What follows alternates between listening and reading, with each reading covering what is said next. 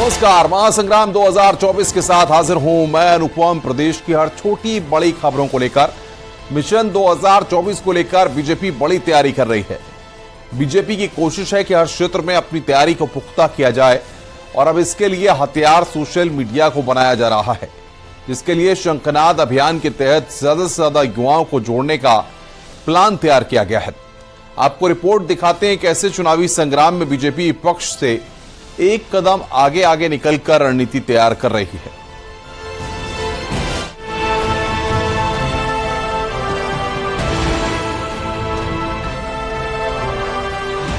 सत्ता के शीर्ष पर बैठी देश की सबसे बड़ी पार्टी बीजेपी की नजर उस प्रदेश पर है जहां लोकसभा की सबसे ज्यादा सीटें हैं, जहां से सीधा रास्ता दिल्ली की गद्दी को जाता है और जहां बीजेपी के सामने विपक्ष से दूर दूर तक कोई नहीं। यानी कि अब उस उत्तर प्रदेश को फतह करने के लिए बीजेपी ने जमीनी स्तर के साथ ही सोशल मीडिया से प्रचार का टाइट प्लान तैयार किया है और इसकी ट्रेनिंग भी दी जा रही है। 2024 की चुनावी तैयारियों में जुटी Bharatiya Janata party social media और आईटी को लेकर कार्यशालाएं कर रही है और आज से कार्यशाला की शुरुआत हुई है। आप देख सकते हैं आईटी एवं सोशल मीडिया की प्रदेश कार्यशाला का आयोजन आज किया गया है भारतीय जनता पार्टी की तरफ से। इसमें मुख्यमंत्री योगी आदित्यनाथ, महामंत्री संगठन धर्मपाल, भूपेन्द्र चौधरी जो कि भारतीय जनता पार्टी के प्रदेश के अध्यक्ष हैं, वो इस कार्यक्रम में मौजूद हैं। आज की ये कार्यशाला काफी अहम मानी जा रही है। दरअसल भारतीय जनता पार्टी की ये कार्यशाला सोशल मीडिया के क्षेत्र में भारतीय जनता पार्टी को और मजबूत करने का काम कर रही है और ये कार्यशालाएं आज प्रदेश कार्यशाला के बाद पूरे उत्तर प्रदेश में जिले जिलों में आयोजित की जाएगी। 24 के चुनाव से पहले बीजेपी की कोशिश हर क्षेत्र में अपनी तैयारी को पुख्ता किए जाने की है और इस पर फोकस सोशल मीडिया पर है। इसी को देखते हुए बीजेपी भी सोशल मीडिया नेटवर्क को धार देने में जुटी है। लखनऊ में बीजेपी का शंखनाद अभियान चल रहा है। शंखनाद अभियान की सफलता के लिए बीजेपी की सोशल मीडिया और आईटी विभाग की प्रदेश स्तरीय संयुक्त कार्यशाला का आयोजन हो रहा है। इस बैठक में खुद सीएम योगी, प्रदेश अध्यक्ष भूपेन्द्र चौधरी, उप मुख्यमंत्री ब्रिजेश पाठक और प्रदेश महामंत्री धर्मपाल सिंह समेत अन्य पार्टी पदाधिकारियों ने शिरकत की। दरअसल बीजेपी की नजर सोशल मीडिया इन्फ्लुएंसर पर है। प्रभावित पोस्ट करने वालों की लिस्ट तैयार हो रही है। हर लोकसभा में 100 लोगों की लिस्ट बनानी है। बीजेपी के पक्ष में पोस्ट करवाने की जिम्मेदारी दी जा रही है।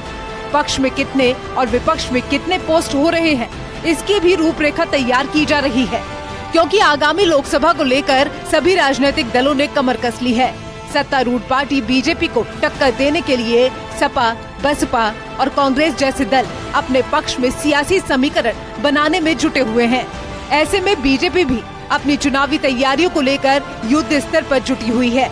इसी क्रम में बीजेपी ने यूपी में शंखनाद अभियान की शुरुआत की है। आज आईटीएस सोशल मीडिया की जो कार्यशाला है उसमें अपनी बात, अपने काम और अपना रिपोर्ट कार्ड जनता के बीच में अधिक से अधिक लोगों के बीच में हम पहुंचा सकें अपने काम को। आज के दौर में इस संचार क्रांति के युग में सोशल मीडिया का, आईटी का किस प्रकार से बेहतर हमें अपनी बात और देश के क्षेत्र के विकास के लिए हमें करना है। लेकिन जैसा मैंने पहले भी कहा कि सोशल मीडिया की भूमिका हमारे संगठन के काम के लिए भी महत्वपूर्ण है। बीजेपी की कोशिश युवा शक्ति के साथ 24 के रण में दम दिखाने की है, जिस पर अब सोशल मीडिया के जरिए पकड़ बनाने की रणनीति तैयार हुई है।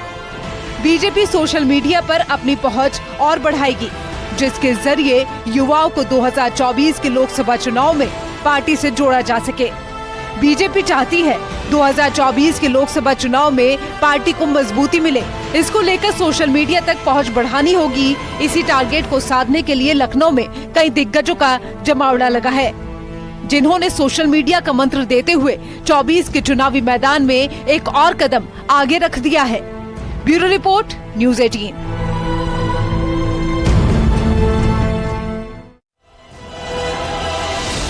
लोकसभा चुनाव के मद्देनजर बीएसपी साफ कर चुकी है कि वो ना तो एनडीए के साथ है और न ही इंडिया गठबंधन के साथ। लेकिन इस बीच पार्टी के अंदर जोड़ तोड़ की चर्चाओं का बाजार गर्म है, क्योंकि संभावनाएं जताई जा रही हैं कि बीएसपी नेता इमरान मसूद फिर से घर वापसी कर सकते हैं।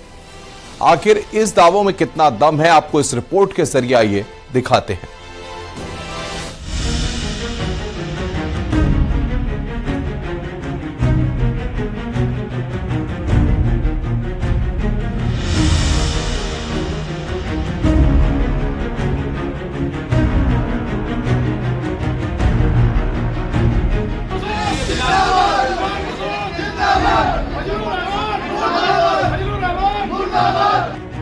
सबसे ज्यादा आबादी वाले उत्तर प्रदेश की राजनीति में मायावती एकला चलो की राह पर हैं। ना तो किसी से गठबंधन, ना ही किसी का समर्थन, और इसी मूड से चुनाव की तैयारी कर रही मायावती को उम्मीद अपने संगठन से है, अपने नेताओं से है और अपने कार्यकर्ताओं से। लेकिन उसी उम्मीद पर अगर पानी फिर जाए तो तस्वीर कुछ ऐसी होती है जब अपने ही कार्यकर्ता अपने नेता के खिलाफ नारेबाजी करने लगते हैं।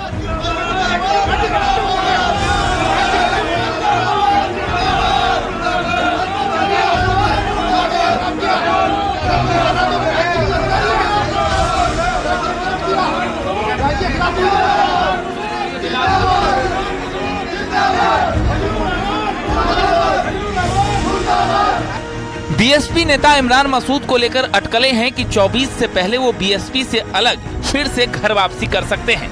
और ये सुगबुगाहट उस समय शुरू हुई जब मायावती की बैठक में इमरान मसूद शामिल नहीं हुए या फिर उन्हें बुलाया नहीं गया। बसपा की बैठक में इमरान मसूद के न पहुंचने से कई तरह की चर्चाएं हैं। चर्चाएं यह भी हैं कि इमरान मसूद बसपा छोड़ सकते हैं। हालांकि इमरान मसूद ने इस बात से इनकार किया, लेकिन लोकसभा चुनाव तक यह देखना रोचक होगा कि आखिर इमरान मसूद किस दल के साथ में होंगे। चुनाव नजदीक आने के साथ ही राजनीतिक गलियारों में ये चर्चा तेज हो गई है कि इमरान मसूद बीएसपी में काफी असहज महसूस कर रहे हैं। ऐसे में इमरान मसूद की तरफ से अब तक इन अटकलों पर सफाई नहीं आई है। हालांकि सहारनपुर में हो रही मीटिंग के दौरान पश्चिमी यूपी के बीएसपी प्रभारी शमसुद्दीन ने तस्वीर साफ कर दी। जब संगठन की बैठक होती है, ना तो पूरे प्रदेश के कोई सांसद जाते हैं, ना चुनाव लड़ने वाले जाते हैं, संगठन के लोग ही जाते हैं। माननीय बहन जी जब बैठक बुलाती है तो संगठन के लोग ही आते हैं और बहन जी का जो भी आगे का रास्ता होगा बहन जी बताती।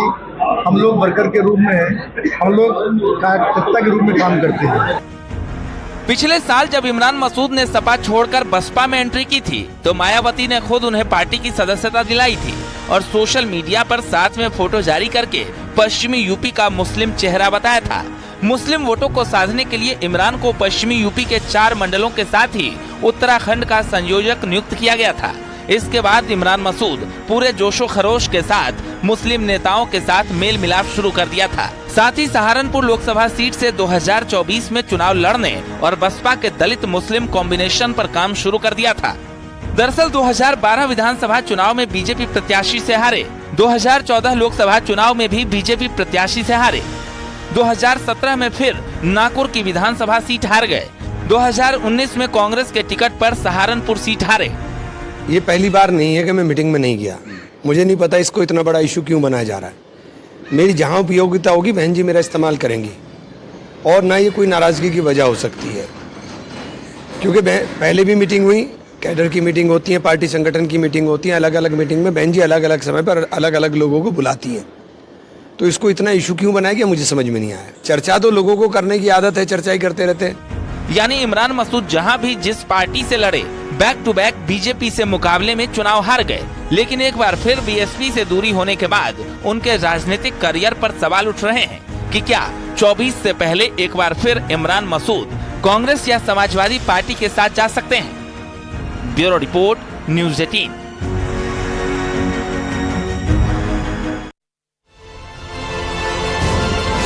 मऊ में सुभाषपा अध्यक्ष ओम प्रकाश राजभर और सपा के राष्ट्रीय प्रमुख महासचिव रामगोपाल यादव आमने सामने हो गए हैं। जहां ओम प्रकाश राजभर ने कहा कि अब की बार आजम खान, अखिलेश यादव, शिवपाल यादव और रामगोपाल यादव जेल जाएंगे और उनकी पूरी जांच होगी। वहीं पूरे मामले में पलटवार करते हुए रामगोपाल यादव ने कहा कि वो तो सरकार में हैं, जो चाहे जांच कराएं, जेल भिजवा दें अगर हम पे आरोप सही है। नहीं है राम वृक्ष वाला प्रकरण, एसपी भी मारा गया, दरोगा एसएचओ भी मारा गया था, भूल गए वो चीज। अनिल यादव नोएडा भूल गए किसका संरक्षण था, भूल गए वो सब चीजें। एक एक बिंदु पर्दाफाश करूंगा। वो क्या बोलेंगे, जे करे 72 छेद हो तो ओम प्रकाश राजभर के ऊपर आरोप लगाएगा। बिल्कुल जांच होगी, ऐसे लोगों के खिलाफ जांच होगी। जांच में दोषी पाए जाने पे लोग जेल जाएंगे, देख लीजिए। के ऊपर, शिवपाल जी के ऊपर, अखिलेश जी के ऊपर लगातार ओम प्रकाश राजभर आरोप लगा रहे हैं भ्रष्टाचार और तमाम घपलों घोटालों की, क्या कहेंगे? वो तो सरकार में है, जो चाहे सो जांच कराएं और जेल भिजवा दें हमें, अगर हम पे आरोप सही हो।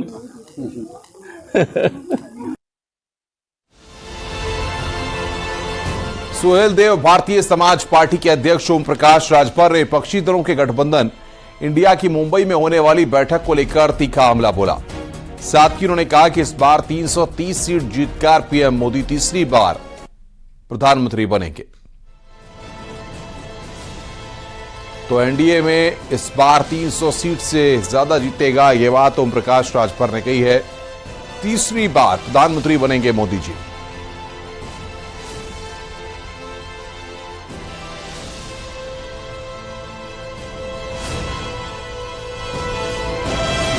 न 9 मन गेहूं होई न राधे गौने जई हैं। 330 प्लस जीत करके माननीय नरेंद्र मोदी जी तीसरी बार प्रधानमंत्री बनने जा रहे हैं। वो चाहे जितना कोई चिल्लाए, हम कहते जहां हम हई ला 80 में 80 सीट जीतेंगे। यही फरियाले कांग्रेस कई सीट जीती, खाता न खोली। मुंबई में बैठक होने वाली है 2024 को लेकर, वो तो बैठक पटनो भइल तो पीडीए बनल, वहां से पीडीए चली आयल। जब एनडीए में तब बेंगलुरु गए, तब बेंगलुरु में ईस्ट इंडिया कंपनी बनी। फिर अब देखो वहाँ क्या बनता है। विपक्षी के गठबंधन का प्रधानमंत्री चेहरा होना चाहिए राहुल गांधी को। अब वो सब बताइए कि हम ओकर मालिक है, वो न बताएंगे कि के होए के चाहिए।